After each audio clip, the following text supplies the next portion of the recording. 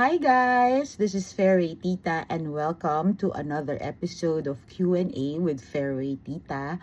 For this episode, we asked some caddies from Valley to ask me a question at tatry kong sagutin sa vlog na ito. Hi ma'am, good morning po. Tanong ko lang po, bakit po lagi po kayo tumutulong sa mga kadi ng bahay? God bless po. Okay, so ang tanong na bakit ako parang tumutulong sa mga caddies. So first of all, para sa akin, hindi siya dapat, parang ano siya parang ang pagtulong sa kapwa, hindi siya dapat parang ikinagugulat, 'di ba, ng mga tao. 'Di ba dapat nga tayo tumutulong sa kapwa? Hindi yung parang nasusurprise tayong lahat na tumutulong tayo sa kapwa. So parang ganun yung feeling ko. Parang wala akong ginagawang parang kakaiba na na tumutulong ako sa mga kading. And alam nyo guys, kasi sobrang kasama ko parati itong mga kading to, na sobra rin naman mga marites na nalalaman ko na yung mga buhay-buhay nila. Maaawa ka talaga kasi naman nga, 'di ba? Ang arawan lang sila kumikita. And para sa akin, paano sila nagsusurvive? Parang sobra ko na-amaze sa kanila. Isa sila sa mga sobra kong hinahanga ang mga tao.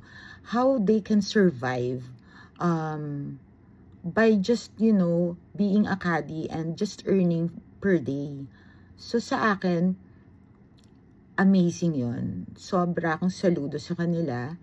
And for me, kung mas mataas ang respeto ko kasi sa mga taong nagtatrabaho kaysa dun sa mga taong hindi nagtatrabaho. 'Di ba? Parang mas magaan sa akin tulungan yung mga taong yun yung mga nagtatrabaho at malas lang kasi gipit sila, 'di ba? Pero nagtatrabaho sila.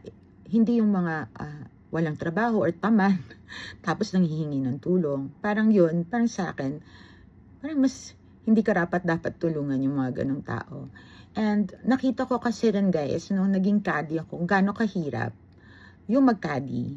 And then, na-realize mo na yung pagka-caddy nila na ganun kahirap, hindi mo sure kung magkano din yung ibibigay sa'yo, diba? Yung iaabot sa'yo. So, hindi mo rin alam kung may player ka, diba? So, hindi sure. Parang per day ka nagdadasal na meron kang player. Or magdadasal ka na yung binigay sa'yo ng player, enough siya para sa susunod, aabot siya na sa susunod, meron ka ulit player. So, parang sa akin, super hanga ako talaga sa kanila. And, yun yung mga feeling gusto kong tulungan. And then, the reason why gusto kong tumulong, feeling ko, guys, kasi, na-bless ako ni God, okay naman ako, okay yung family ko, maayos yung buhay namin ngayon. And the reason why feeling ko na na-bless ako ni God is because para makatulong ako sa iba. Aanhin ko naman na marami akong pera kung pag namatay man naman ako, hindi ko naman madadala yun whether sa langit o sa hell, 'di ba? So, bakit hindi ko gamitin siya para makatulong? And importante sa akin guys na makita ng anak ko na tumutulong ako. Kasi gusto kong lumaki siya na maayos na mabait na bata. Yung mabait na tao, 'di ba, na tumutulong sa mga taong lalo na yung mga gipit sa buhay.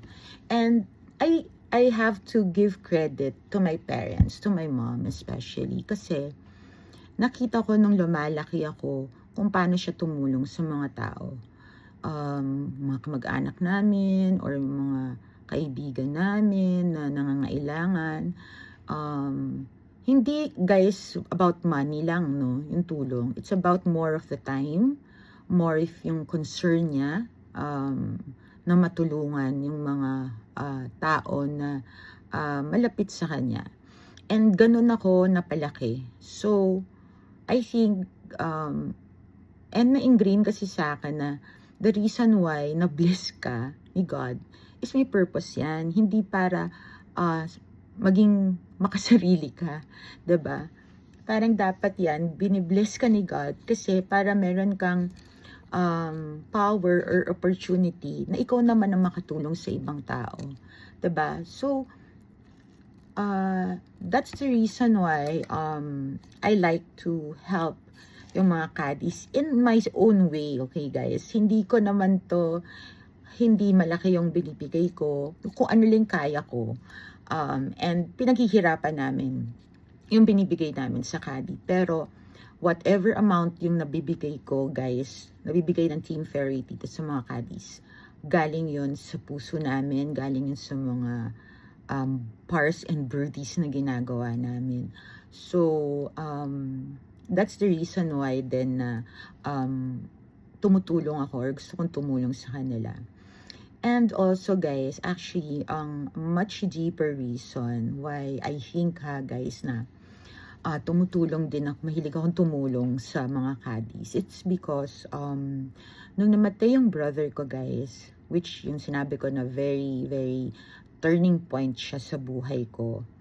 Ang naaalala ko lang guys, and ayokong umiyak, and feeling ko lang, it is really my primary driving force why I want to help people.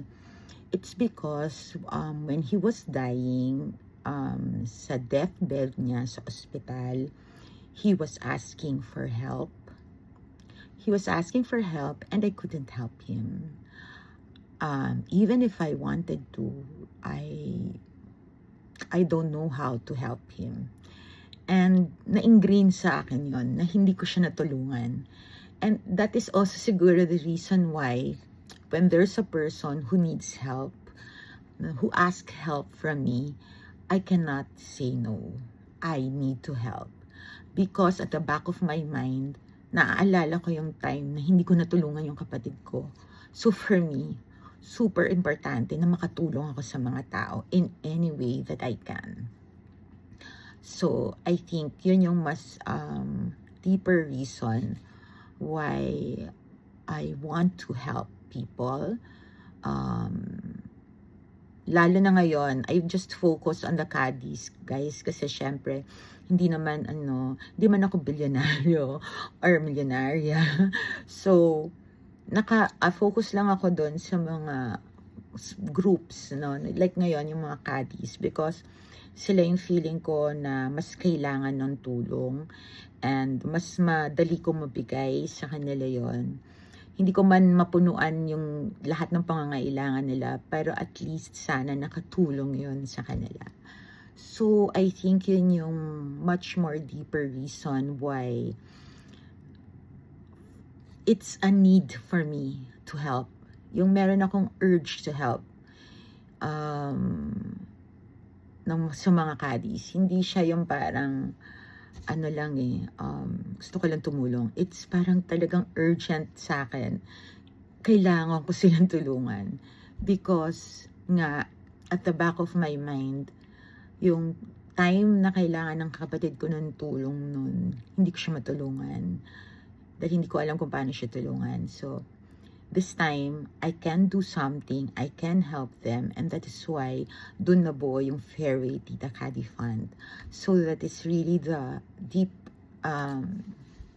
reason why I started the Fairway Tita Caddy Fund. It is also a way for me to heal and to forgive myself, siguro. Na parang, I always parang kind of blame myself na I wasn't able to help my brother at that time. And so parang feeling ko, ito na lang yung mga pambawi ko, yung to be able to help other people who needs my help and I can help them. So, yun. Ang ating sagot sa tanong, ayoko na maalala mo kaya guys dito. So, yun yung reason siguro for me helping the caddies in my Fairway Tita Caddy Fund.